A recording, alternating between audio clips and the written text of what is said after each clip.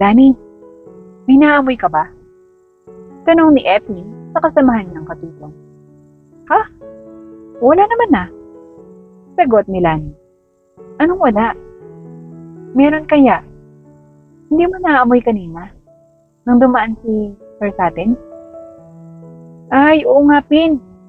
Naamoy ko. Ang baho-baho, no? Grabe talaga. Ano kaya yun? Aba, ewan ko. Pero parang amoy pawis.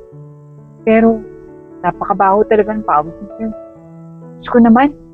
Kaya pala di nagkakajowa. Oo nga. Ang baho-baho. At diba, bagong ligo lang siya, diba? Oo nga. Pero ba't ganun? Ang baho-baho niya pa rin. Di kaya yun naliligo ng maayos? Diyos ko. Nag-aalala talaga ako tuwing aalis niya ng mansyon si Sir. Kasi diba, nagko-commute siya? Correct! At ang tanging masasabi ko lang, good luck sa magiging katabi niya kapag nag-commute yan. Oy! Ano na naman yung pinagchichismisan niyo dyan? Suway sa kanila ni Madonna na siyang naging dahilan upang magulat si Lani at Epin. Ano ba yun? Huwag kang manggugulat dyan, Madonna. At isa pa, hindi naman ikaw yung pinag-uusapan namin. Alam ko naman yon. At sino naman ang pinagchichismisan niyo? Si Sir. Kasi ang baho-baho. Sagot ka agad ni Lani. Lani, huwag ka nga maingay dyan. Baka mamaya may makarinig sa atin. Saway agad sa kanya ni Epi. Ano? Si Sir? Hoy, kayo talaga ha. Sigilan niyo yung pakikipag-chismis niyo kay Sir. Mag-focus na lang kayo sa trabaho niyo. Suwestyon ni Madonna. Nagpo-focus naman talaga kami sa trabaho namin ha. Kaya lang kasi kanina dumaan talaga si Sir. At siguro naamoy mo naman din. Diba kung gaano kabaho yung pawis niya? Oo nga, Madonna. Huwag ka nga feeling inosente dyan. Alam naman namin na may mga sinasabing masama ka rin kay Sir. Dagdag pa ni Lani. Hoy, wala ha. At isa pa, huwag niyo na lang akong amuyin, okay? At bakit naman di ka namin naamuyin? May mga ilong naman kami, Madonna. Oo nga. Teka, may tanong ako. Hindi kaya yan naamoy ni Sir yung sarili niya? Nagtatakang tanong ni Lani. Ay, ewan ko sa inyo. Huwag niyo nga akong tanungin. Kung gusto niyo malaman yung sagot, mabuti pa tanongin niyo si Sir. Suwestyon ni Madonna. At magsasalita pa sana si Lani at Epin nang biglang may nagsalita sa kanilang likuran. Hay nako, andito lang pala kayo sa kusina. Kanina ko pa kayo hinahanap. Sa Admiral Well sa kanilang tatlo na siyang naging dahilan upang magulat sila at hindi makaharap dahil nasa likuran na bala nila ang kanilang pinag-uusapan. Madonna, tawag ni Rowell. Ay, yes po sir. Pasensya ka na ho talaga at nagulat ho kami. Akala ho namin umalis na kayo. Kanina pa po ba kayo dyan? Ngayon lang din. Bakit? At parang hindi kayo makaharap sa akin. Humarap nga kayo. Natatawang utos ni Rowell. Kung kaya't agad na napaharap ang tatlo niyang katulong. Oh, anong nangyayari sa mga mukha niyo? Bakit parang nakakita kayo ng multo Ay, wala ho sir. Nagulat lang ho talaga kami. Pagsisinungaling ni Lani. Akala ko rin po multo. Kasi akala ko po umalis na kayo eh. Nahihiyang pagrarason ni Epi. Ganun ba? May kailangan kasi akong sabihin sa inyo eh. Ano naman po yun, sir? May gaganapin kasing pagpupulong sa ibang bansa.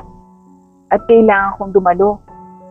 Alam niyo naman, ako sa mga sikat at mayamang negosyante. Kaya, mawawala ako dito ng isang linggo. Tapos po, sir, ano pong kailangan niyo sa amin? Kayo talaga. Napakahat nyo. Relax lang, okay? Alam kong matutuwa kayo dito. Lalong-lalo na kayong dalawa, Epin at Lani. Maliban kay Madonna. Ano nga po ba yan, sir? Huwag niyo na kaming ibitin. Singit ni Epin. Gusto ko lamang naman sabihin sa inyo na pwede kayong umuwi sa mga bahay nyo. O kaya mag-mall. Basta't huwag na huwag lang kayo magpapapasok ng ibang tao sa bahay ko. Kahit na hindi kayo magtrabaho, okay lang. May mga pagkain pa naman dyan. Isipin nyo na lang na may 1 linggo kayong bakasyon. Talagang ho, sir? Aba, oo naman. Bakit ayaw nyo? Naku, gustong-gusto kaya namin, sir. Epi, tamang-tama, makakapanood tayo ng concert. The best ka talaga, sir. Well, deserve niya naman ding maging masaya. Di ba, Madonna? Yes po, sir. Pero, dito na lang ho muna ako, hindi mo na ako uuwi sa amin. O sige, kayong bahala. Basta, pinaalam ko sa inyo, okay? O sige na, aalis na ako at mag-iingat kayo ha. Paalala ni Roel bago umalis at maganda na para sa pagtitipon na kanyang pupuntahan. Ay naku, akala ko talaga kanina pa si Sir. Panimula ni Madonna. Oo nga, Diyos ko. Parang lalabas na yung puso ko kanina sa dibdib ko. Sobrang lakas ng pagkabog. Sang-ayon pa ni Epi. Naku, pareho naman tayo. Ako naman parang maiihi ako sa sobrang kaba kanina. Dagdag pa ni Lani. Kaya wag na kayong mag-usap ng mga ganyan Lani at Epin. Baka marinig ni Sir, patay tayo niyan. Madadamay pa ako. Aba, hoy, wag mo kaming sisihin, Madonna. Nakisali ka rin kasi marites ka. Aba, sino bang nag-umpisa ng chismis? Kami. Pero sumali ka, edi kasali ka na din. O siya, tama na nga yung bangayon yung Epin at Madonna.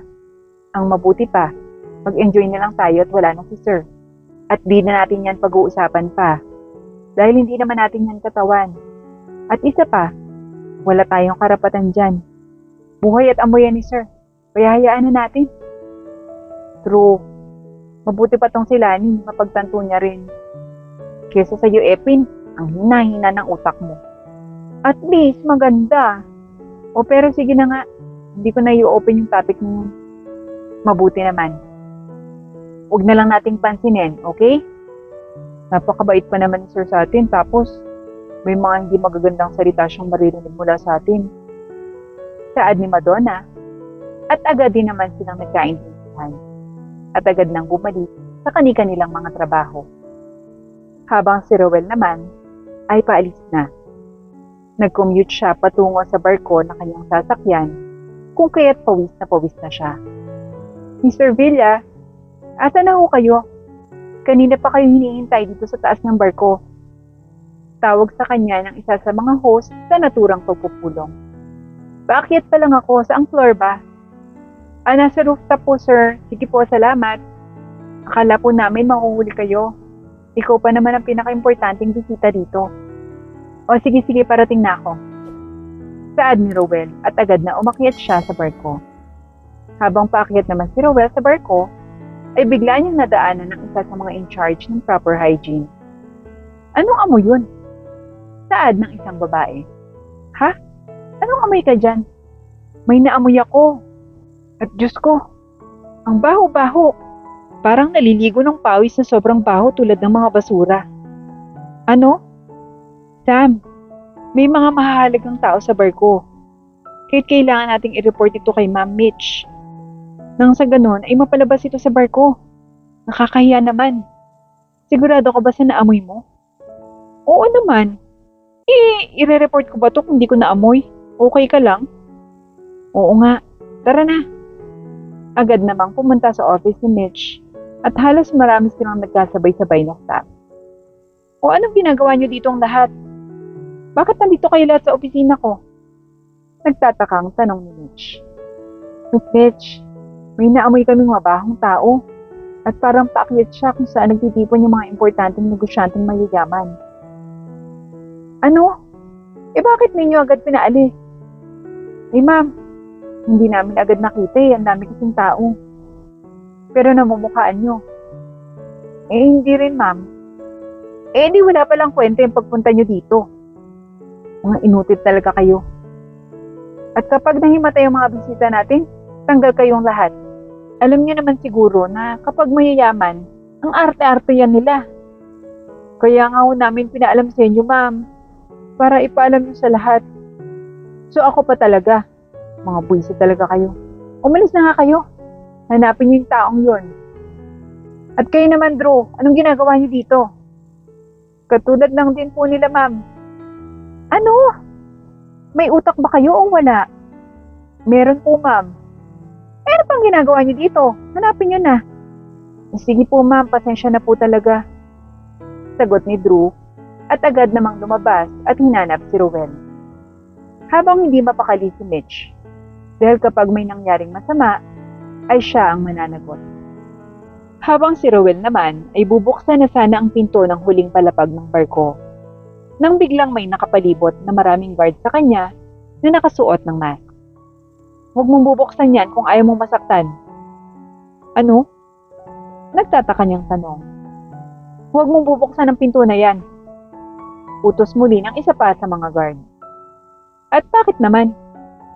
Basta, huwag ka na lang magtanong at sumama ka sa amin. At saan nyo naman ako dadalhin? Ano bang nangyayari? Huwag ka nang magtanong pa at sumama ka na lang. O okay. Sagot na lamang ni Rowell dahil hindi niya maintindihan ang mga nangyayari. Bakit pinalabas niyo ako? Nagtataka ang tanong ni Rowell nang mapagtanto niyang nasa labas na sila ng barko. Huwag ka nang magtanong. Amayin mo yung sarili mo. Ha? Ipaliwanag mo nga, hindi ko maintindihan. Hindi mo ba naamoy yung sarili mo? Ang baho-baho mo. Nagdadala ka ng panganib sa mga importanteng tao sa loob ng barko. Alam mo ba yung ginagawa mo, ha? At isa pa, hindi ka ba naliligo? Ano? Teka nga, papasukin niyo ako. Madedelay na talaga ako dahil sa ginagawa niyo. Wala kaming paki. At isa pa, kailangan mo nang umalis. At wag ka nang magtangkang pumasok pa sa loob ng barko. Teka nga, sino ba kayo? At sinong nag-utos sa inyo? Huwag ka nang magtanong. Itanong mo na lang sa sarili mo. Napakalaki mo pa namang tao. Pero ang baho-baho ng amoy mo. Amoy pawis na parang nabubulok. Ah, so pinoproblema niyo yung amoy pawis ko? Oo. At hindi lang simpleng baho yan. Nakakamatay na. Lalo na sa mga napaka-sensitive na mga mayayamang negosyante. Ay nako, akin na nga yung bag ko. Nang matawagan ko yung mga kasamahan ko. At pakisabi sa nag-utos sa inyo na kailangan ko siyang makausap. Utos ni Rowell. Subalit bigla na lamang itinapon sa kanya ang kanyang bag. Agad namang tinawagan ni Rowell ang host sa naturang pagtitipon. Hello sir, asan ka na? Andito ako sa labas ng barko. Ayaw akong papasukin ng mga guard dahil mabaho raw ako. At isa pa, baka hindi nila ako kilala. Pakisabihan na lang din ang in charge ng hygiene na gusto ko siyang makausap. Sige po sir. Sagot nito at agad nilang ibinaba ang tawag. Hindi nagtagal, ay tumatakbong dumating si Mitch. Mr. Rowell, I'm so sorry sa nagawa ng staff ko. Patawarin niyo po ako. Okay lang naman. Naiintindihan kita, Miss Mitch. Pero sana naman, ay itinanong mo muna kung sino ang pinapalabas nila. Nilate na kami sa pagpupulong namin. Kaya't ika-cancel na lamang namin yung pag-rent sa barko niyo. Oo, pwede niyo naman pong ituloy pa, di ba? Sorry, Miss Mitch. Pero napakalaking insulto ang ginawa ng mga tauhan mo sa akin. Alam mo naman na may sakit ako. So expected na talaga na ganito ang amoy ko. Pero inutusan mo pa rin ang mga tauhan mo na may posibilidad na ako naman ang tinutukoy nila. Dahil ako lang ang bukod tangi sa lahat. Kaya I am so sorry. Mabuti na lang at hindi ako nakapirma sa kontrata. Kaya ipa-cancel na lang. Saad ni Rowell at agad nang umalis. Habang si Mitch ay naiwang napahiya. Miss Mitch, sino pala yun? Tanong ni Sam. Diyos ko, Sam. Siya yung pinakamayamang negosyante. Palpak na naman ako. Patay ako nito kay boss. Hala, ganun ba? Pasensya ka na talaga, ma'am. Hindi po namin sinasadya. May sakit po pala na ganun. Kaya pala, hindi ordinaryong baho yung pawis. Sakit na pala. Saad ni Sam. Habang si Mitch ay sobrang nahihiya at hindi alam ang gagawin. Dahil napakalaking kawalan sa kanila si Mr. Rowell at ang meeting na gaganapin sa kanilang barko. Laho ang lahat Dahil sa hindi siya nag-isip ng tamang desisyon.